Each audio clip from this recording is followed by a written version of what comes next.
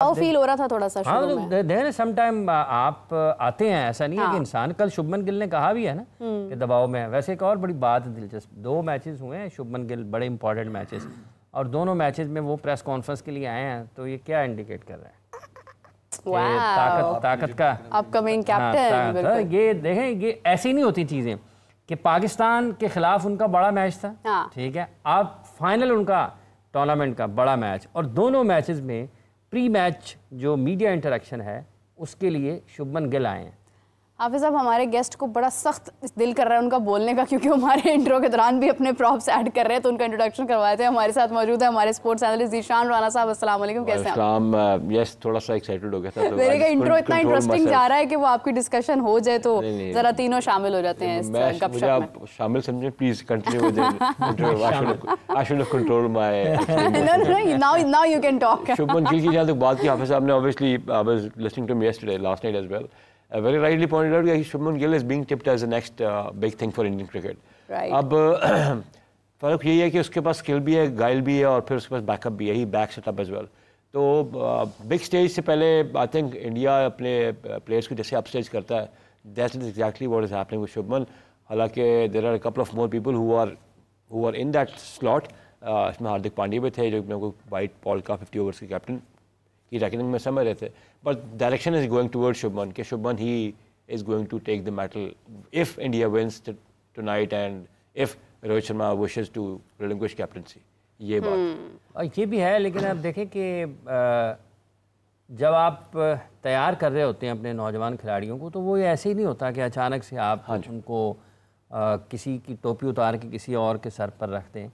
बैनुल-अक़वामी सतह पर जब आप किसी भी खेल का हिस्सा होते हैं इस तरह के, जिसमें आपको अरबों करोड़ों लोग देख रहे होते हैं ना, तो उसमें आपको एक बड़ी एक हिकमत अमली की ज़रूरत होती है, आपको मदारिज मराहिल तय करने की ज़रूरत होती है, और तब जाकर आप उस जगह पर देखें ना, वो उसको ज़हनी तौर पर तैयार कर रहे हैं कि आप अगर कल को वो बनते हैं, क्योंकि उनके बारे में अमूमी तौर पर यही राय है ना। वैसे हार्दिक पांड्या के बारे में भी यही राय थी जब T20 का कप्तानी तब्दील हुई है, उस वक्त कप्तान थे रोहित, और जब रोहित ने जाना था तो रोहित के जाने के बाद अमूमी तौर पर लोगों के जहन में नहीं था कि कैप्टन पे पांड्या था। हाँ, तो किसी के जहन में ये ख्याल नहीं था कि सूर्य कुमार यादव आ जाएंगे।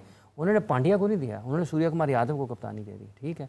और आप देखें कि उसका किस तरीके से असरात उसके T20 में, हाँ ठीक है, उन्होंने टीम भी उनकी बेहतर हुई, परफॉर्मेंसेस भी दी। और जब हार्दिक पांड्या इंडिया की टीम में आए, मुंबई इंडियंस की जब एक चला मामला कप्तानी का, तो उस वक्त अमूमी तौर पर लोगों का ये ख्याल था कि अब ये T20 वर्ल्ड कप खेलने के लिए जाएंगे, हो सकता है कि कहीं ना कहीं कुछ आया हो। लेकिन बजाय इसके कि कोई तनाज़ा सामने आता, जो की प्लेयर्स थे वो उस वक्त में एक्शन में दिखाई दिए जब कप्तान को, टीम को ज़रूरत थी। हार्दिक पांड्या उसमें नुमायाँ किरदार था उनका। तो ये आप तैयार करते हैं अपने खिलाड़ियों को, और इसके लिए ये जो ना कोई भी कर लेगा, ये नहीं होता। जिसका दिमाग ऊपर चल रहा होता है बेहतर अंदाज में, वही एक विजन देता है और फिर वो उसको मिशन में तब्दील करता है। ये चंद दिन पहले अताउर रहमान साहब ने कहा कि इनका ना कोई विजन है ना कोई मिशन है। बड़ी बात की है, ठीक है, ये एक बड़ी दिलचस्प बात तो सही है, बात तो सही है। जो फैसले हो रहे हैं उनसे तो यही मालूम हो रहा है। हमारी ड्रेसिंग से पता चल रहा होगा जी कौन किसको सपोर्ट कर रहा है। वैसे हाफिज साहब जो है वो तो अच्छी क्रिकेट को सपोर्ट कर रहे थे, लेकिन वो लिबास के से तो यही महसूस हो रहा है कि हम बड़ा डिसाइड करके आज पहन कर रहे हैं। लेकिन ये है कि अब लेट्स सी कौन सी टीम जीती है। मैच तो डेफिनेटली इंटरेस्टिंग होता जा रहा है। अब स्पिनर्स को काफी कॉम्बिनेशन ऑफ बोथ, या दैट्स फाइन, लेकिन वहां तक कैमरा जा नहीं रहा इसलिए ऊपर से आप इंडिया को ही सपोर्ट कर रहे हैं। मैंने आपको लास्ट टाइम भी कहा था, आई थिंक 2 days बैक मैं हाफिज साहब बताया था शो पर, तो हमारी ये डिस्कशन हो रही थी कि who do you think is gonna make it. तो आई सेड कि इतना बहुत टफ कंपटीशन नहीं होगा, it will be a one sided affair. Then I said कि क्योंकि जिस तरीके से फॉर्म लगी हुई है इंडिया की, हालांकि बहुत बड़ी टीम न्यूजीलैंड की भी है, तो मेरा ख्याल ये था कि आज का मैच ऐसे होगा, इसमें क्राउड ब्लू आर्मी जुबलेट करी ना क्राउड में, ऐसे ही होता है। आज तो मुझे लगता है हाफिज साहब जो कोई होगा ना पाकिस्तान का फैन भी, वो भी मुझे लगता है नीली जर्सी में ही आया होगा। देखिए, लोग पाकिस्तान के जहाँ तक शायकीन का ताल्लुक है, वो ना इसका मुख्तलिफ मंजर है, क्योंकि बाहर निकले ना तो लोग यार न्यूजीलैंड जीत जावे न्यूजीलैंड जीत जाए, लोग ऐसे बातें कर रहे हैं।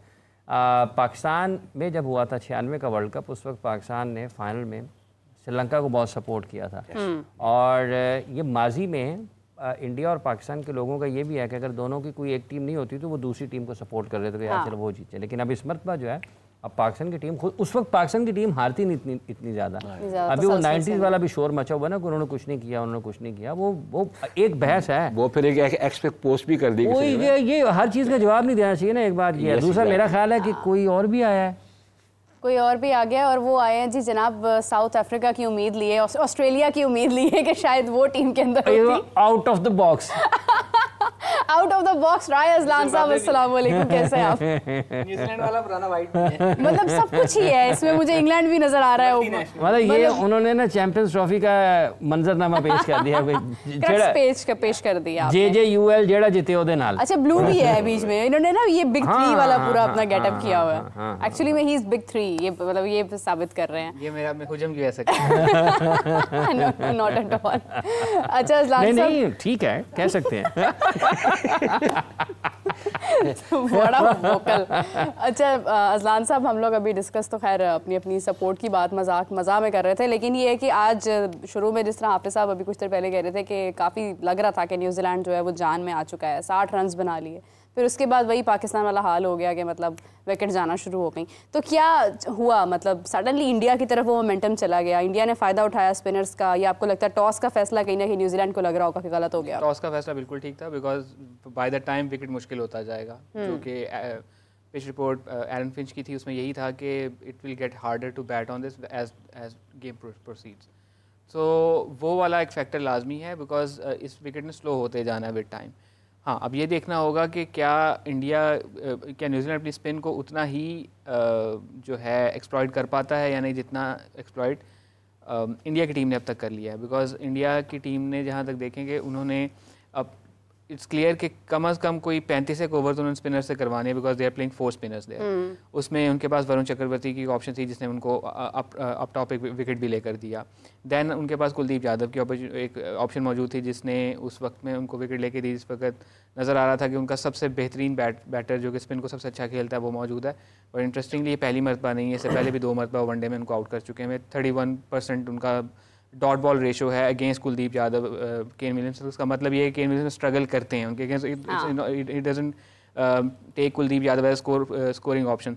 सो वो इस तरह की चीज़ों को बड़े बेहतरीन तरीके से इस्तेमाल किया है। But still I think Daryl Mitchell एक इस वक्त एक ऐसी पोजीशन है कि वो हु होल्ड्स द की, के वो इनिंग को लेके भी चल रहे हैं। सो अगर वो एंड तक ले जाते हैं और एक अच्छा स्कोर सेट कर देते हैं तो हमें एक अच्छी सेकंड इनिंग देखने को मिल जाएगी। फिलिप्स भी अच्छी ऑप्शन है वैसे देखा जाए तो। आप देखिए फिलिप्स का स्कोर भी अच्छा है, लेकिन फिलिप्स बहुत जल्दी बैटिंग करने आ गया एज कम्पेयर टू जिस तरह प्रीवियसली उनकी बैटिंग थोड़ा लेट आती रही। आखिरी ओवर में आके वो मार धाड़ कर लेते हैं। सो जल्दी आउट होने का मतलब ये है ना कि उनकी बैटिंग लिमिट होती जा रही है। ऑन द अदर साइड जब हम इंडिया की बात करते हैं तो उनके पास रविंद्र जडेजा को 7वें 8वें नंबर पर बैटिंग करने आ रहे हैं, जो कि he can play in middle order in any team in the world. मतलब he can walk into the any team's dressing room and he'll bat in the middle order, और वो lower middle order में batting, lower order में batting करने KL कहाँ पे कर रहा है? ठीक है, केएल राहुल जो 6ठे नंबर बैटिंग कर रहा है, जो कि इनका वनडे का ओपनर था जब शुभमन गिल अवेलेबल नहीं था। वनडे मतलब डिफरेंट। सो उनकी टीम की इतनी ज़्यादा, उसके बाद अक्षर पटेल एक फ्लोटिंग ऑप्शन उनके पास मौजूद है, ज़रूरत पड़ी तो उसको नीचे भेज देंगे, ज़रूरत पड़ी तो उसको ऊपर भेज देंगे। So in terms of batting order बहुत स्ट्रॉन्ग बैटिंग ऑर्डर है इंडिया का। मैट हेनरी का ना होना will definitely hurt New Zealand. Obviously in वो he is not a spinner, he is a pacer, but इनके पास एक ऑप्शन थी कि एक्सप्रेस पेस शुरू के ओवर्स में मुश्किल कर सकते थे इनके लिए। बट उनका जिस तरह की वो अच्छी फॉर्म चलती हुई आ रही थी वो भी एक फैक्टर था, उनका ना होना that's one thing. So toss New Zealand के फेवर में गया, मैट हेनरी का ना होना न्यूजीलैंड के फेवर में नहीं गया, दैन स्पिनर्स को अच्छे से रीड ना कर पाना न्यूजीलैंड के फेवर में नहीं गया।